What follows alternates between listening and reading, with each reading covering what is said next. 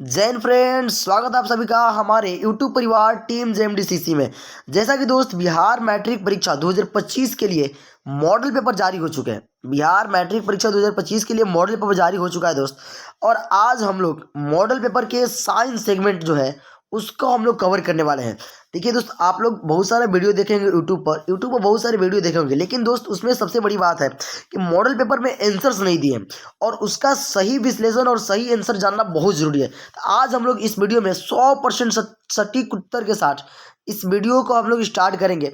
तो सबसे पहले दोस्त, अगर जो आपको वीडियो अच्छा लगेगा तो लास्ट में जरूर एक प्यारा सा कमेंट कर दीजिएगा।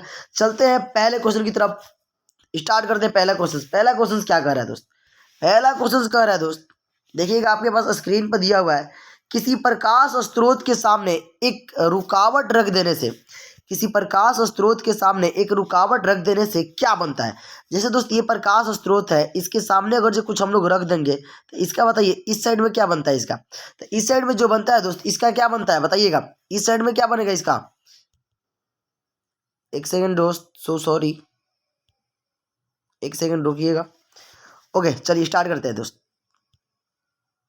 बताइएगा दोस्त क्या बनेगा? तो दोस्त जो इस पार्टी बनता है उसे हम लोग क्या कहते हैं दोस्त? उसे हम लोग कहते हैं छाया। क्या कहते हैं दोस्त? छाया कहते हैं। यानी पहला का जवाब हो जाएगा क्या? ए दोस्त। ठीक है, चलते हैं अगले क्वेश्चन की तरफ। अगला क्वेश्चन क्या करें? समतल दर्पण की फोकस दूरी कितनी होती है बताइएगा? समतल दर्पण की फोकस दूरी कितना होती है? शून्य होता है, 50 सेंटीमीटर होता है, 100 सेंटीमीटर होता है, या अनंत होता है? क्या होता है? जवाब दीजिएगा। जवाब क्या होगा दोस्त बताइएगा? इसका सही जवाब हो जाएगा दोस्त ऑप्शन नंबर क्या? ऑप्शन नंबर हो जाएगा डी। ऑप्शन नंबर क्या हो जाएगा दोस्त? ऑप्शन नंबर हो जाएगा डी, यानी कि अनंत हो जाएगा दोस्त। ठीक ठीक है दोस्त, क्या हो जाएगा दोस्त? अनंत हो जाएगा। चलते हैं अगले क्वेश्चन की तरफ। कह रहे हैं कि 1 मीटर फोकस दूरी वाले उत्तल लेंस की क्षमता कितना होगी? देखिए दोस्त, फोकस दूरी हमें निकालना है, यानी कि हम जानते हैं, क्या जानते हैं दोस्त? अगर जो फोकस दूरी निकालना है हमें, तो फोकस दूरी निकालने के लिए क्या करना पड़ेगा? हम जानते हैं कि पी बराबर होता है 1 में क्या? एफ। यानी कि 1 एफ दिया है कितना दोस्त? 1। चूंकि ये उत्तल लेंस है, इसलिए इसका दूरी फोकस दूरी किसमें होगा? प्लस में। ये कट जाएगा तो आएगा दोस्त कितना दोस्त? 1 डायोप्टर आ जाएगा दोस्त। कितना आ जाएगा? 1 डायोप्टर आ जाएगा। क्या 1 डायोप्टर आपको कहीं ऑप्शन में दिख रहा है? बिल्कुल दिख रहा होगा, लेकिन क्या वो प्लस में दिया है? नहीं दोस्त, वो प्लस में नहीं दिया है। किस में दिया है? माइनस में दिया है। तो चलते हैं अगले, इसमें कुछ और ऑप्शन भी दिए हैं। जैसे दोस्त आपको दिखाई दे रहा होगा स्क्रीन पर, और भी ऑप्शन दिया है। क्या दिया है? सी नंबर में दिया है ऑप्शन सी दिया है क्या दोस्त? 1 डी, यानी कि क्या हो जाएगा? 1 डायोप्टर इसका आंसर हो जाएगा दोस्त। ठीक है, चलते हैं अगले क्वेश्चन। निम्नलिखित में किस लेंस को अपसारी लेंस कहते हैं? जवाब दीजिएगा दोस्त। किस लेंस को अपसारी कहते हैं दोस्त? अगर जो दर्पण की बात करेगा तो अपसारी में होता है क्या? जवाब दीजिएगा। अगर जो वो दर्पण की बात करेगा तो अपसारी दर्पण किसे कहते हैं? तो उत्तल को कहते हैं। लेकिन लेंस से बात करेगा तो क्या हो जाएगा दोस्त? लेंस से बात करेगा तो वो हो जाएगा क्या? अवतल। लेंस में क्या हो जाएगा दोस्त? अवतल हो जाएगा दोस्त। ठीक है, अगले क्वेश्चन की तरफ चलते हैं। प्रकाश की चाल विभिन्न माध्यमों में होता है, क्या होता है? प्रकाश के चाल अलग अलग माध्यम में क्या होता है दोस्त? अलग अलग माध्यम में अलग होता है। ऐसा क्यों होता है दोस्त? क्योंकि उसके अपवर्तनांक अलग अलग होते हैं, इसलिए उसका चाल भी क्या होता है? अलग अलग होता है। यानी इसका जवाब हो जाएगा दोस्त कौन सा? Option number A. Option number क्या हो जाएगा दोस्त? ए हो जाएगा, भिन्न भिन्न होता है। ठीक है दोस्त, चलिए अगले क्वेश्चन की तरफ चलते हैं। करें किसी लेंस द्वारा उत्पन्न आवर्धन का स्थायी मात्रक क्या होगा? बहुत ईजी सवाल है दोस्त, बताइएगा। आवर्धन का स्थायी मात्रक क्या होता है? आप सभी जानते हैं कि आवर्धन का कोई मात्रक नहीं होता है, इसलिए ऑप्शन कौन सा हो जाएगा? ऑप्शन नंबर हो जाएगा सही क्या? डी। ऑप्शन नंबर डी से, यानी कि मात्रक विहीन, कोई मात्रक नहीं होता है दोस्त। ठीक है, चलिए अगले क्वेश्चन की तरफ चलते हैं। अगला क्वेश्चन क्या कह रहा है? अगला क्वेश्चन कह रहा है दोस्त, देखिएगा अगला क्वेश्चन क्या कह रहा है। जवाब दीजिएगा दोस्त, क्या होगा बताइएगा?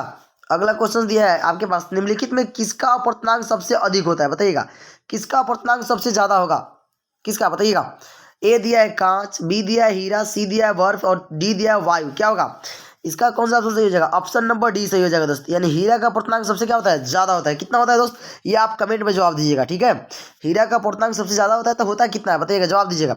अगला क्वेश्चन कर रहे दोस्त, एक अभिसारी लेंस बनाता है, क्या बनाता है बताइएगा? एक अभिसारी लेंस क्या बनाता है? सदैव वास्तविक प्रतिबिंब बनाता है, सदैव आभासी प्रतिबिंब बनाता है, कभी आभासी तो कभी वास्तविक, इनमें से कोई नहीं। सीधी सी बात यह दोस्तों, आभासी लेंस का अभिसारी लेंस का मतलब क्या? अभिसारी लेंस का मतलब होता है उत्तल लेंस। और उत्तल लेंस कैसा प्रतिबिंब बनता है? अगर जो दर्पण होगा तो केवल काल्पनिक, अगर जो लेंस होगा दोस्त तो उसमें दोनों प्रकार के प्रतिबिंब बनते हैं। यानी कि ए और बी क्या हो जाएगा? दोनों हो जाएगा। ए और बी क्या? दोनों। यानी कि कभी अभिसारी बनाता है तो कभी वास्तविक भी बनाता है, कभी अभिसारी बनाता है तो कभी वास्तविक बनाता है। चलते हैं अगला क्वेश्चन की तरफ। अगला क्वेश्चन क्या कर रहे हैं दोस्त कि आकाश का नीला रंग होने होना किस परिघटना का परिणाम है? आकाश का नीला रंग होना किस परिघटना का परिणाम है? जवाब दीजिएगा। अपवर्तन, प्रकीर्णन या परावर्तन? कौन सा होगा दोस्तों? ऑप्शन नंबर कौन सही है? ऑप्शन नंबर बी सही है। यानी कि प्रकीर्णन के कारण जो है आकाश हमें कैसा दिखाई देता है? नीला दिखाई देता है दोस्त। ठीक है, अगला क्वेश्चन चलते हैं अगले क्वेश्चन की तरफ। अगला क्वेश्चन क्या कह रहा है? अगला क्वेश्चन कह रहा है दोस्त कि बृहद संख्या में प्रकाश सुग्राही कोशिकाएं कहाँ होती है? यानी कि ज्यादा संख्या में प्रकाश कोशिकाएं जो होती है वो कहाँ होती है बताइएगा। कर्निया में होती है, पुतली में होती है, रेटिना में होती है, इनमें से कोई नहीं। बताइएगा, जवाब दीजिएगा कौन होगा। यानी इसका सही जवाब हो जाएगा दोस्त ऑप्शन नंबर क्या? Option number C. यानी कहाँ होता है दोस्त?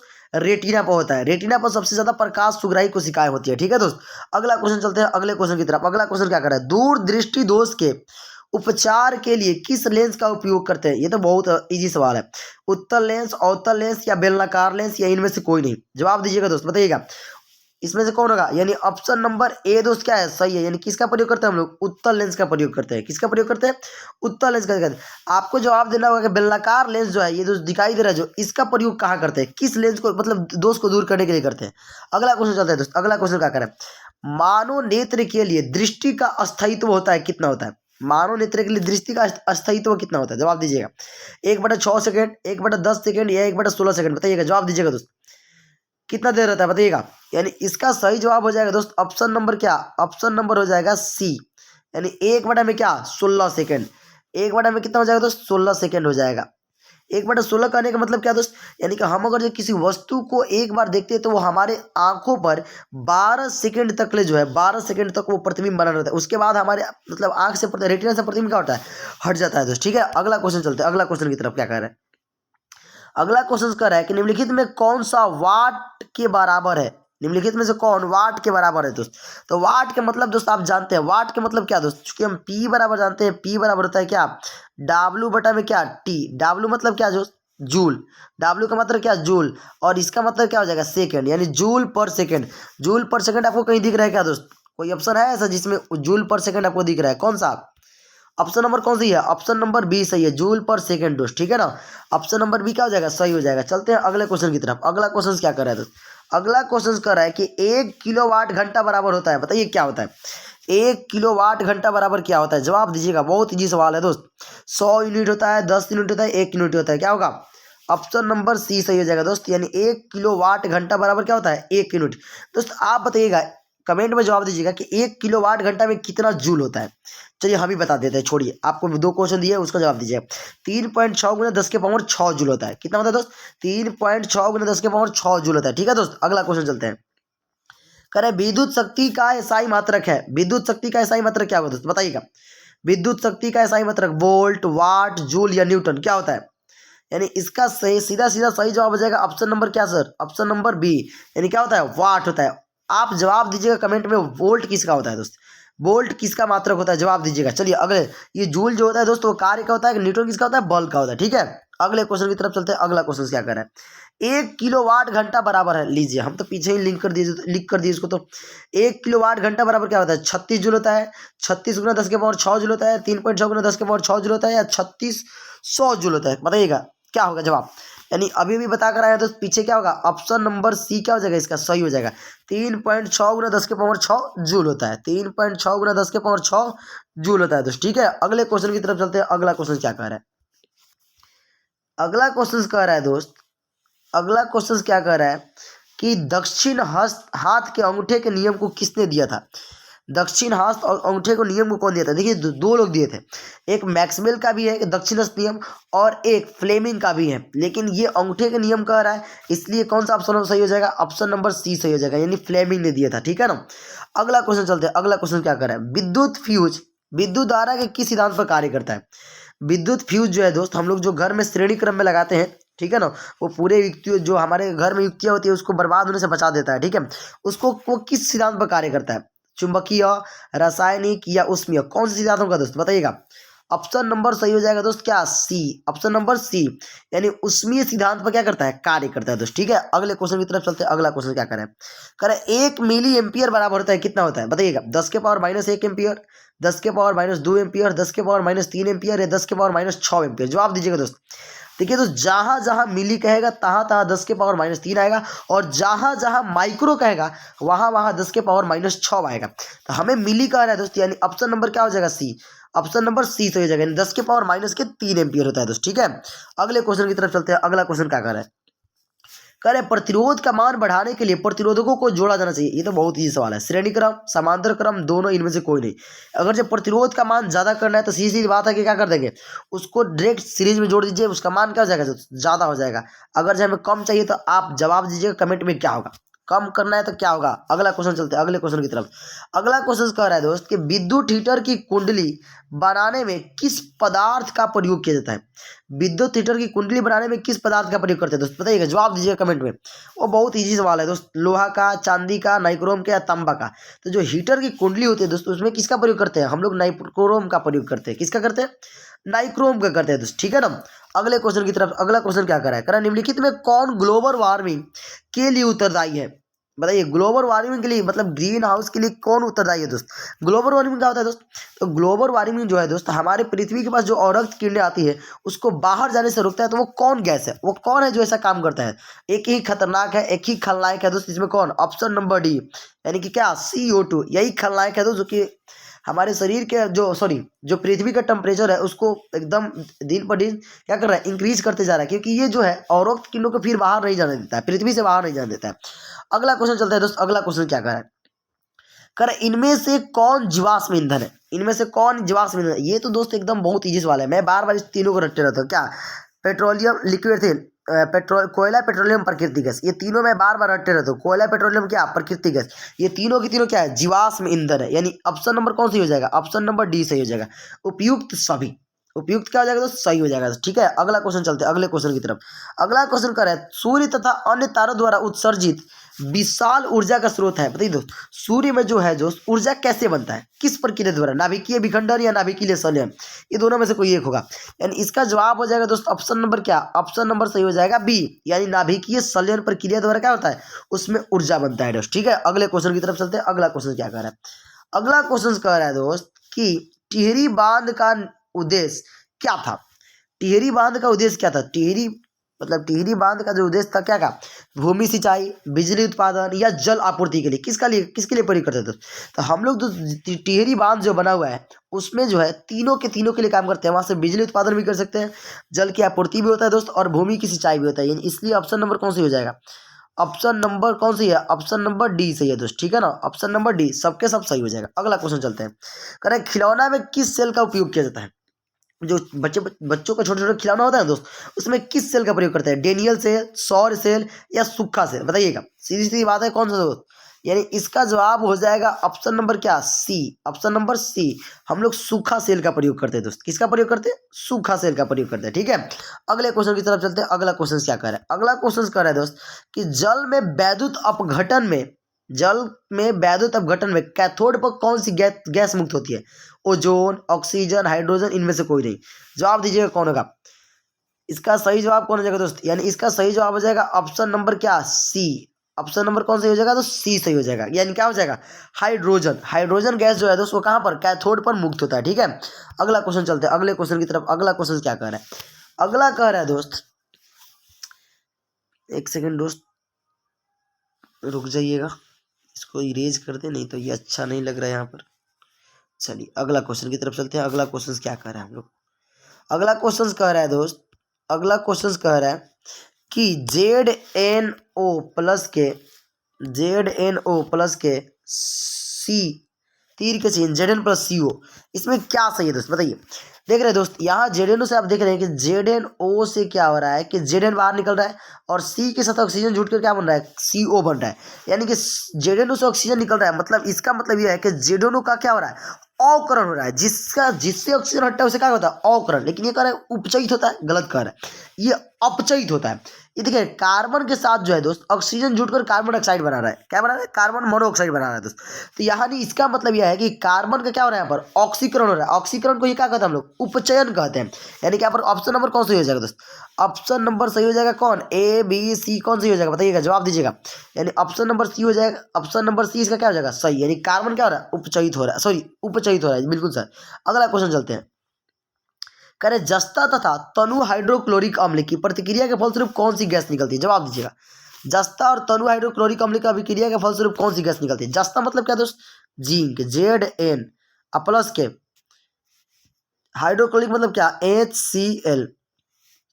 जब ये दोनों का अभिक्रिया करेंगे तो बस बनता है ZnCl2 प्लस के क्या बन जाता है? H2। तो कौन सी गैस बाहर निकला? बस कौन सा गैस बाहर निकला बताइएगा।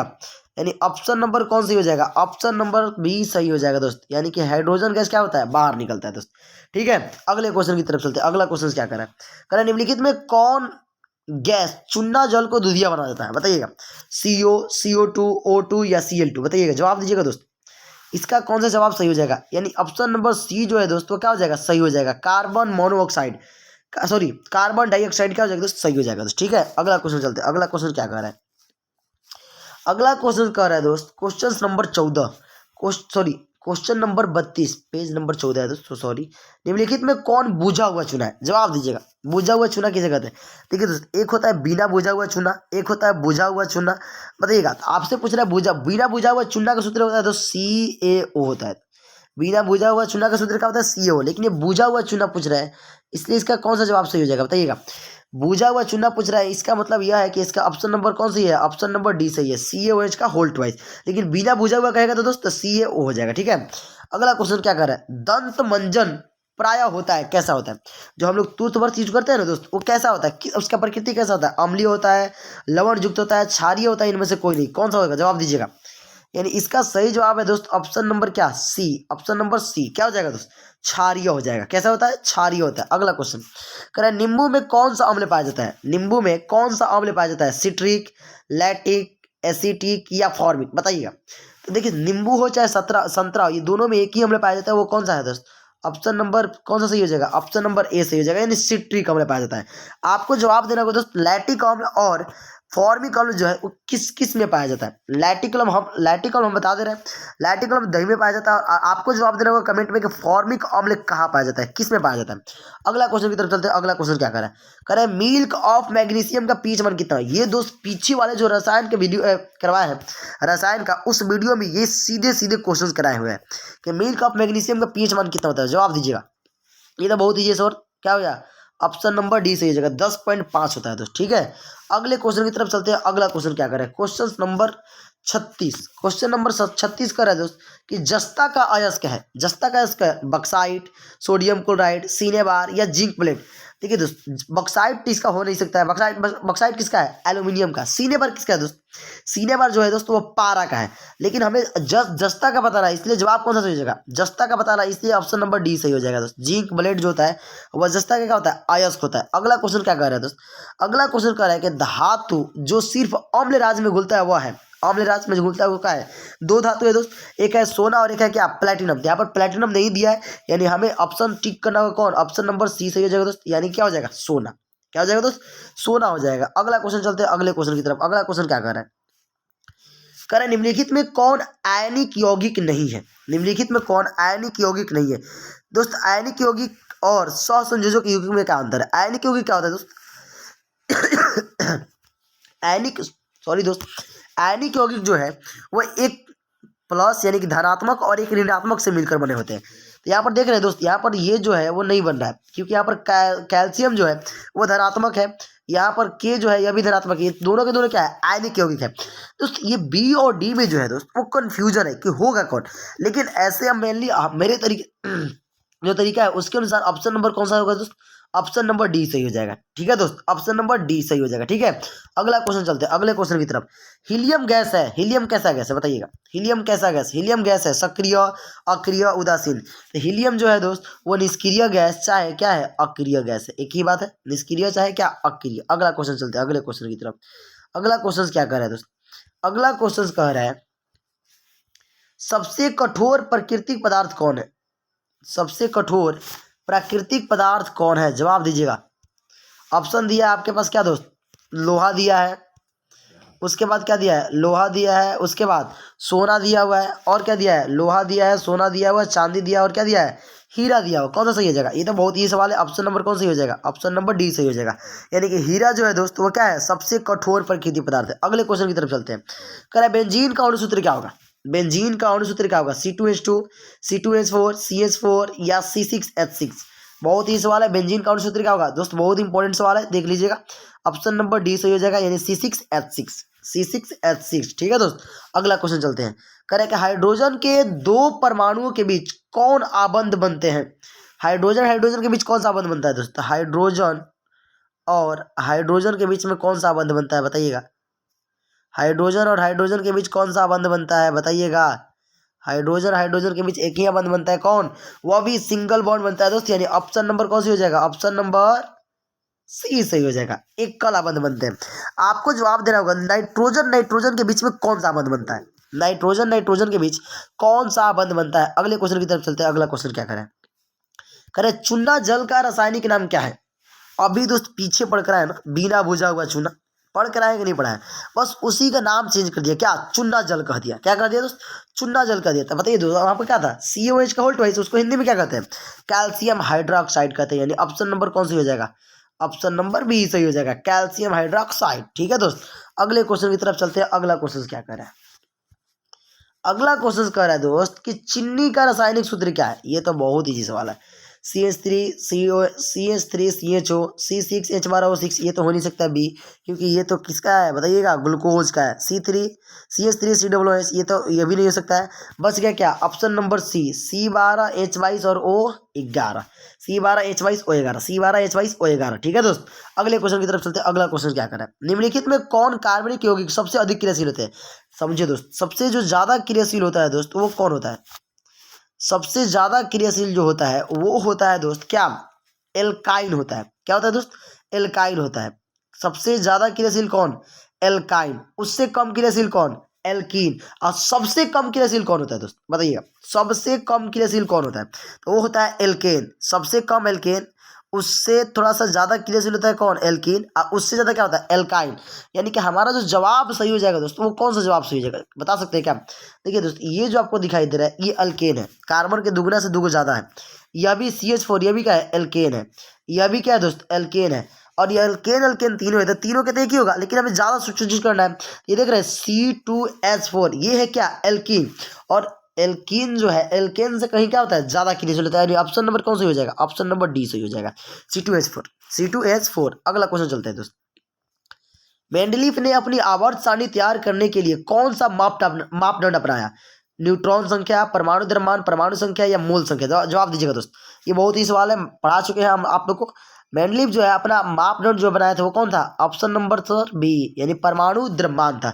आप बताइएगा, परमाणु संख्या के आधार पर कौन ऐसा वैज्ञानिक है जिन्होंने आवर्त सारणी तैयार किया? आप बताइएगा, परमाणु संख्या के आधार पर। अगला क्वेश्चन चलते हैं। अगला क्वेश्चन क्या कर रहा है? निम्नलिखित में कौन क्षार धातु नहीं है?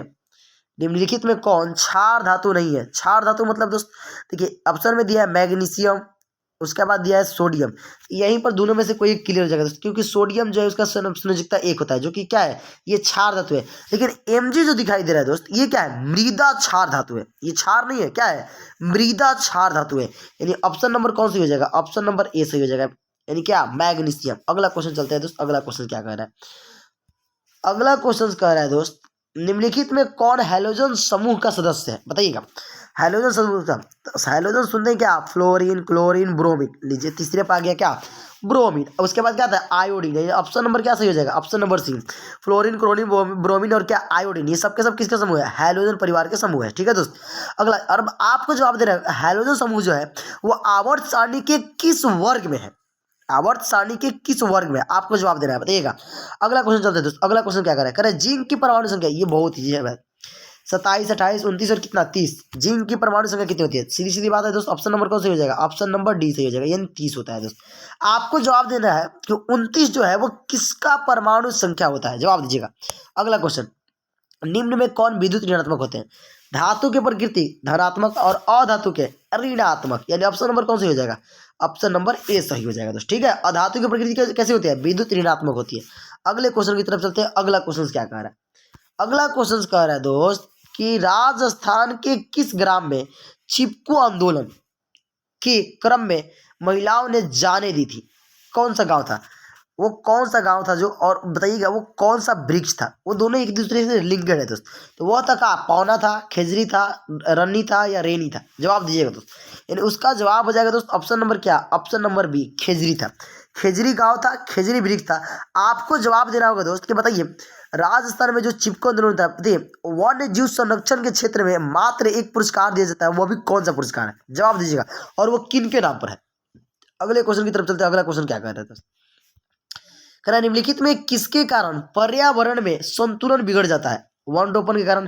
दोस्तों वन को रोपेंगे तो बहुत अच्छी बात है, पर्यावरण संतुलित रहेगा। अधिक हरे पौधे उगने के कारण, जितने हरे हरे पौधे और भी बेहतर। जैव विविधता, बायोडाइवर्सिटी, बिल्कुल अच्छी बात है, यानी कि जीव विविधता होनी चाहिए। ये कह रहा है बढ़ती मानव जनसंख्या, ये कहीं ना कहीं मतलब गड़बड़ कर रहा है दोस्त, ये नहीं होना चाहिए था। ऑप्शन नंबर कौन सी हो जाएगा, ऑप्शन नंबर बी, यानी पॉपुलेशन कंट्रोल करना बहुत जरूरी है दोस्त, ठीक है ना। अगला क्वेश्चन चलते हैं। अगले क्वेश्चन की क्या कह रहा है, पर्यावरण को प्रदूषण से बचाने का सबसे अच्छा तरीका है क्या है। दोस्त आपको याद कीजिए, बायोलॉजी में पढ़ा चुके हैं ट्रिपल आर, आपको बायोलॉजी में पढ़ा चुके हैं तो क्या दोस्त, ट्रिपल आर, रिसाइकलिंग, ये पढ़ा चुके हैं ना, रिसाइकलिंग, रीयूज और क्या, रिन्यू, ये तीनों के तीनों हम लोग क्या कर सकते हैं, पढ़ा चुके हैं। यानी कि इनमें सबके सब वस्तु का पुनर्चालन होना चाहिए, वस्तु का पुनरुपयोग होना चाहिए, और वस्तु के कम उपयोग होना चाहिए दोस्त, ठीक है दोस्त। यानी ऑप्शन नंबर कौन सी हो जाएगा, ऑप्शन नंबर डी सही हो जाएगा, इनमें से सभी। अगला क्वेश्चन चलते हैं दोस्त। अगला क्वेश्चन क्या कर रहा है, अगला क्वेश्चन दोस्त कह रहा है कि सौर सेल में किसका उपयोग होता है। सौर सेल में किसका उपयोग करते हैं, बताइए यूरेनियम, प्लूटोनियम या सिलिकॉन या प्लास्टिक। ठीक है, तो सौर सेल बनाने में अर्धचालक का प्रयोग करते हैं, और अर्धचालक इसमें केवल एक ही है, क्या, ऑप्शन नंबर सी, यानी सिलिकॉन का प्रयोग करते हैं दोस्त, ठीक है। अगला क्वेश्चन क्या कर रहा है, निम्नलिखित में कौन मुख्यतः बायोगैस है। बायोगैस क्या है, बायोगैस का मुख्य अवयव ही है वो कौन, वो होता है मीथेन। मीथेन का सूत्र होता है दोस्त ऑप्शन नंबर क्या, बी, CH4 होता है दोस्त, ठीक है। CH4 क्या है, मीथेन है। अगला क्वेश्चन चलते हैं अगले क्वेश्चन की तरफ। अगला क्वेश्चन क्या कर रहा है, मनुष्य के दांत की सबसे ऊपरी परत है, जवाब दीजिएगा, अस्थि, मज्जा गुहा, इनामेल या डेंटाइन, क्या होगा, जवाब दीजिएगा।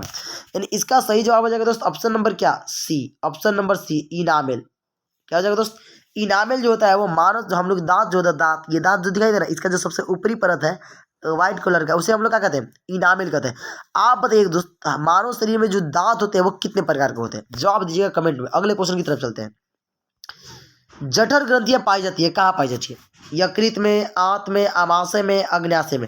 आपको याद होगा दोस्त कि आमाशय के जठर ग्रंथि, आमाशय के जठर ग्रंथि से किसका स्राव होता है, हाइड्रोक्लोरिक अम्ल का स्राव होता है। यानी ऑप्शन नंबर सी हो जाएगा, कौन सी क्या हो जाएगा, सही हो जाएगा, यानी आमाशय में पाया जाता है। जठर ग्रंथि कहाँ पाई जाती है, आमाशय में। अगले क्वेश्चन की तरफ चलते हैं। अगला क्वेश्चन क्या कर रहा है दोस्त, अगला क्वेश्चन कर रहा है निम्नलिखित में कौन वासा के पाचन में सहायक है। ये तो सीधे सीधे लिखवाया नोट्स का सवाल है दोस्त।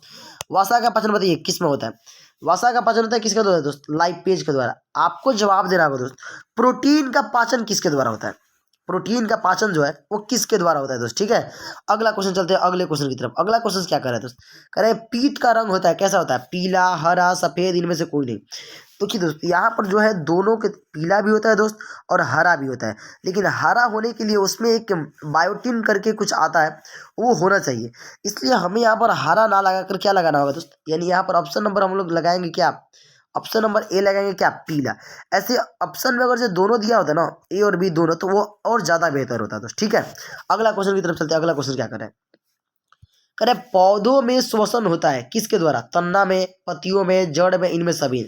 अब इसलिए बात है दोस्त, आप क्या जानते हैं, जो तना, जो पौधे होते हैं वो पत्तियों के द्वारा क्या करते हैं, ऑक्सीजन को लेते हैं और कार्बन डाइऑक्साइड को, ऑक्सीजन को छोड़ते हैं और कार्बन डाइऑक्साइड को क्या लेते हैं, तो वही इसका क्या है, श्वसन प्रक्रिया है दोस्त, ठीक है ना, यानी पत्तियों में होता है दोस्त। अगला क्वेश्चन चलते हैं, करेगा हरे पौधे रात्रि में किस गैस का निष्कासन करते हैं।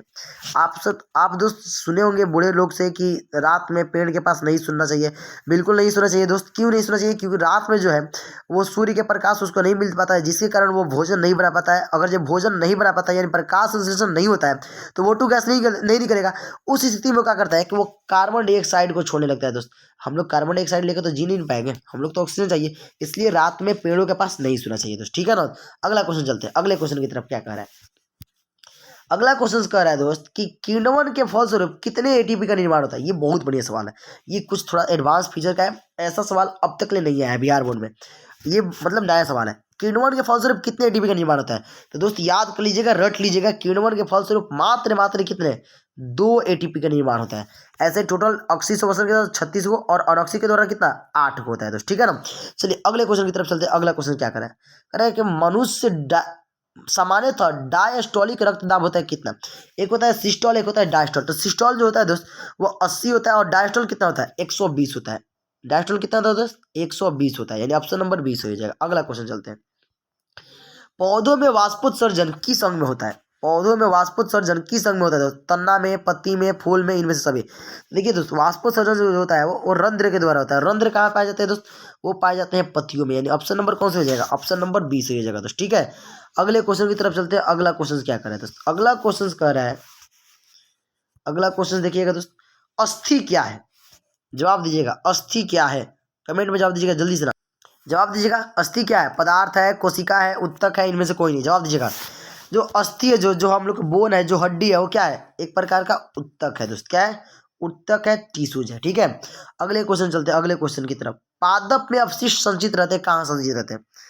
पादप में अपशिष्ट कहाँ संचित रहते हैं, तो वो रहते हैं दोस्त कहाँ, छाल में रहता है। कहाँ दोस्त, छाल में रहता है, यानी ऑप्शन नंबर कौन सा हो जाएगा, ऑप्शन नंबर ए सही हो जाएगा। अगला क्वेश्चन चलते हैं। अगला क्वेश्चन क्या करें, करें ब्रीक के संरचनात्मक एवं क्रियात्मक इकाई को क्या कहते हैं। ये बहुत आसान सवाल है दोस्त, बताइएगा। उसे क्या कहते हैं, उसे मूत्रवाहिनी कहते हैं, ग्लोमेरुलस कहते हैं, या बोमुन संपुट कहते हैं, या नेफ्रॉन कहते हैं। जवाब दीजिएगा।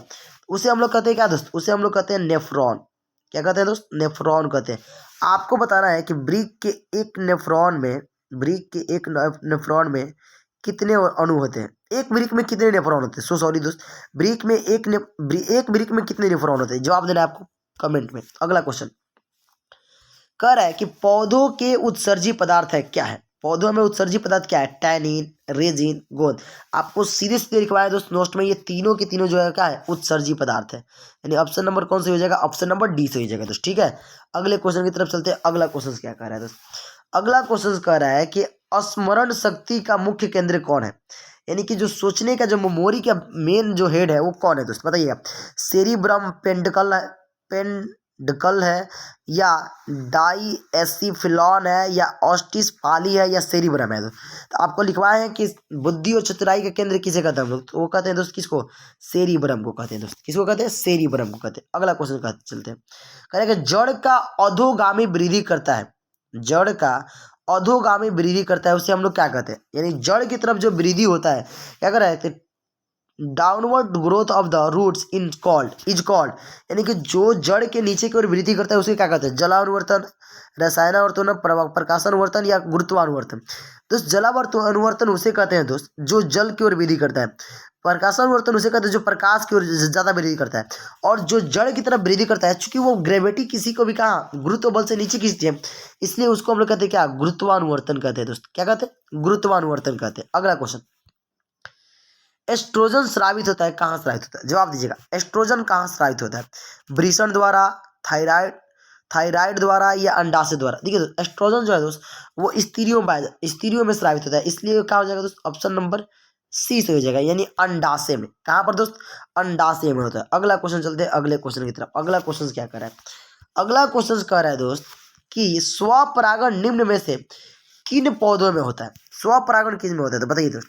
ठीक है दोस्त, पर परागण जो है, पर परागण वो जो होता है केवल और केवल किस में होता है, वो होता है केवल और केवल क्या वो होता है केवल और केवल एक लिंगी में। लेकिन जो स्वपरागण है दोस्त वो दोनों के दोनों में होते हैं, एक लिंगी में भी होता है और द्विलिंगी में भी होता है। इसलिए इसका सही जवाब हो जाएगा दोस्त ऑप्शन नंबर क्या, ऑप्शन नंबर सी हो जाएगा। ए यानी ए और बी दोनों के दोनों सही है, यानी एक लिंगी में भी होता है और द्विलिंगी में भी होता है। अगला क्वेश्चन चलते हैं। करें गर्भाशय के किस भाग में भ्रूण विकसित होता है। गर्भाशय के किस भाग में भ्रूण विकसित होता है दोस्त, बताइए। एंडोमेट्रियम, या फंडस, या योनि, इनमें से कोई नहीं। जवाब दीजिएगा दोस्त, यानी इसका सही जवाब हो जाएगा दोस्त ऑप्शन नंबर क्या, ए। ऑप्शन नंबर ए सही हो जाएगा इसका, यानी एंडोमेट्रियस, यानी गर्भाशय की दीवार जो है उस पर जो है वहाँ उस गर्भाशय की दीवार के आसपास में क्या होता है, भ्रूण का विकास होता है दोस्त। ठीक है, अगला क्वेश्चन चलते हैं। करें निम्नलिखित में कौन सा भाग केवल पुरुष जननांग में पाया जाता है, कौन सा, लेबिया माइनोरा, परिपक्व पुटक, या फलोपियन नालिका। फलोपियन नालिका तो स्त्रियों में पाया जाता है, फलोपियन ट्यूब को ही कहते हैं, या शुक्रवाहिका। ये सीधी सीधी जवाब है दोस्त, शुक्रवाहिका जो है वो केवल किसमें पाया जाता है, वो केवल पुरुषों में पाया जाता है दोस्त। ठीक है, अगला क्वेश्चन चलते हैं। अगले क्वेश्चन, आनुवंशिकता का पिता किसे कहते हैं। आनुवंशिकता का पिता किसे कहते हैं? ये तो बहुत आसान है। हैरोल्ड यूरो को, ग्रेगोर जॉन मेंडल को, चार्ल्स रॉबर्ट डार्विन को, या सिडने फॉक्स को? इसका सही जवाब हो जाएगा दोस्त ऑप्शन नंबर कौन? ऑप्शन नंबर बी हो जाएगा, ग्रेगोर जॉन मेंडल को कहते हैं। आनुवंशिकता का पिता किसे कहते हैं? ग्रेगोर जॉन मेंडल को कहते हैं दोस्त। अगला क्वेश्चन अगला क्वेश्चन कह रहा है दोस्त कि मेंडल किस देश में ईसाइयों के एक मठ के पादरी थे? कहाँ के? फ्रांस के, ऑस्ट्रिया के, ऑस्ट्रेलिया के, या इंग्लैंड के? इसका सही जवाब हो जाएगा दोस्त ऑप्शन नंबर बी, यानी कि वो ऑस्ट्रिया के थे। कहाँ के थे दोस्त? ऑस्ट्रिया का। ठीक है ना। अगला क्वेश्चन चलते हैं दोस्त। कह इनमें से कौन वर्गीकरण के सबसे ऊपरी पायदान पर व्यवस्थित है? सबसे ऊपरी पायदान पर कौन होता है? तो जब आप जगत पढ़ेंगे दोस्त, जगत यानी कि जीवों का वर्गीकरण पढ़ेंगे तो सबसे ऊपर आता है तो क्या? सबसे ऊपर आता है जगत, उसके बाद आता है क्या? जगत आता है, जीव आता है, ऐसे करके आते हैं। यानी सबसे ऊपर जो आता है दोस्त ऑप्शन नंबर क्या? डी हो जाएगा, यानी जगत आता है। सबसे ऊपर कौन आता है दोस्त? जगत आता है। ठीक है ना। सबसे ऊपर आता है जो जगत आता है। ठीक है। उसके बाद आता है संघ, उसके बाद वर्ग, उसके बाद वंश, ऐसे करके आता है दोस्त। ठीक है। अगला क्वेश्चन चलते हैं अगले क्वेश्चन की तरफ। करेंगे सूक्ष्म उपभोक्ता का उदाहरण है। सूक्ष्म उपभोक्ता का उदाहरण है जीवाणु, कवक, शैवाल, ए और बी दोनों। तो सूक्ष्म उपभोक्ता के अंतर्गत दो आते हैं, केवल और केवल कौन? जीवाणु और कवक। यानी इसलिए हमारा जो सही ऑप्शन हो जाएगा दोस्त ऑप्शन नंबर डी सही हो जाएगा, यानी ए और बी दोनों के दोनों आते हैं दोस्त। ठीक है। अगले क्वेश्चन की तरफ चलते हैं। अगला क्वेश्चन क्या कर रहा है? मांसाहारी जीवों को कहा जाता है, क्या कहा जाता है? मांसाहारी जीवों को क्या कहते हैं? प्राथमिक उपभोक्ता कहते हैं, द्वितीय उपभोक्ता कहते हैं, तृतीय उपभोक्ता कहते हैं, इनमें से कोई नहीं दोस्त। प्राथमिक उपभोक्ता जो होते हैं वो शाकाहारी होते हैं, द्वितीय उपभोक्ता जो होते हैं वो मांसाहारी होते हैं, और तृतीय उपभोक्ता जो होते हैं दोस्त वो कौन होते हैं? वो सर्वाहारी होते हैं। लेकिन हमसे तो मांसाहारी पूछ रहा है इसकी, इसलिए इसका सही जवाब हो जाएगा दोस्त ऑप्शन नंबर बी, यानी द्वितीय उपभोक्ता। ठीक है। अगला क्वेश्चन, खाद्य श्रृंखला के प्रत्येक पोषी स्तर पर कुल ऊर्जा का कितना प्रतिशत अगले पोषी स्तर को स्थानांतरित होता है? टोटल ऊर्जा का मात्र कितना?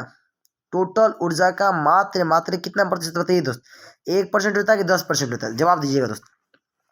खाद्य श्रृंखला के प्रत्येक पोषी स्तर पर कुल ऊर्जा का कितना प्रतिशत अगले मात्र कितना? 10% दोस्त। कितना? मात्र कितना प्रतिशत? 10%। थोड़ा देख लीजिएगा दोस्त, ये क्वेश्चन डाउट लग रहा है, या 10 हो सकता है या तो एक हो सकता है। ठीक है। ऐसे most of the cause chance लग रहा है क्या? यानी कि 10 ही होगा। इसको थोड़ा सा टिक कर ले रहा हूँ मैं। ठीक है।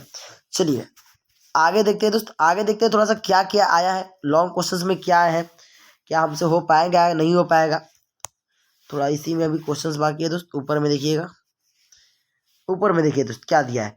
कह रहे रेलवे सिग्नल में लाल रंग का प्रयोग क्यों किया जाता है? क्योंकि दोस्त लाल रंग का रंग देर ज़्यादा होता है और वो बहुत दूर से ही हमको क्या कर दिख जाएगा। हीरे में पूर्ण आंतरिक परिवर्तन होने का क्या कारण है? तो क्योंकि हीरे का परिवर्तन क्या होता है? ज़्यादा होता है, इसलिए इसका पूर्ण आंतरिक परिवर्तन होता है। अगला चलते हैं दोस्त, अगला क्या इसमें दिया है? अगला दिया है फ्यूज तार के 3 प्रमुख विशेषता को लिखे। आराम से लिख दीजिएगा।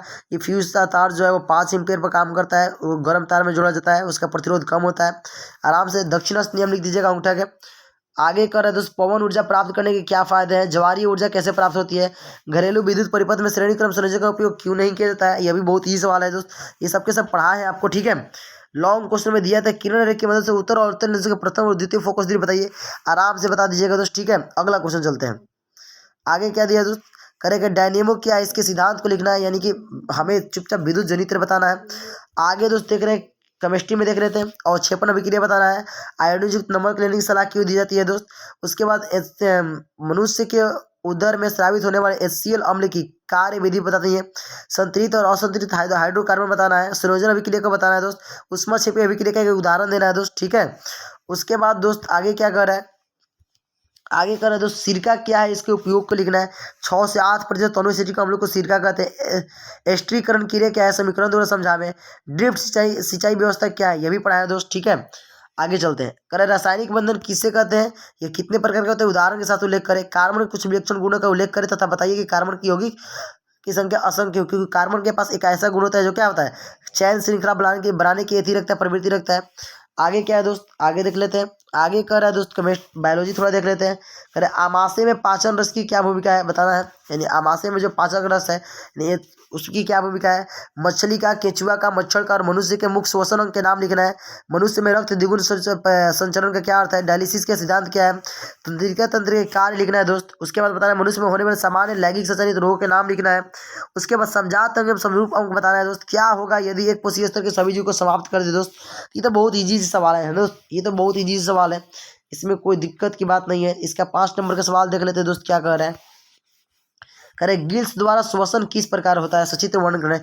यानी कि मछली के जो गिल्स है उसका चित्र उत्र बना के उसके बारे में पूरा लिख देना है। पारिस्थितिकी ऊर्जा का प्रभाव कैसा था, एकदम सीधे सीधे 5 नंबर में लिखवाएं, अप्रोक्स 1 से 1.5 पेज के करीब में। ठीक है दोस्त, तो आज के लिए इतना ही। जय हिंद। तब तक लिए अगले मिलते हैं अगले वीडियो की तरफ। मैथ्स का अगला वीडियो जो आएगा दोस्तों, मैथ का चैप्टर 5 आएगा, यानी एपी का एकदम खतरनाक ट्रिक के साथ। तब तक के लिए जय हिंद, टाटा, बाय बाय।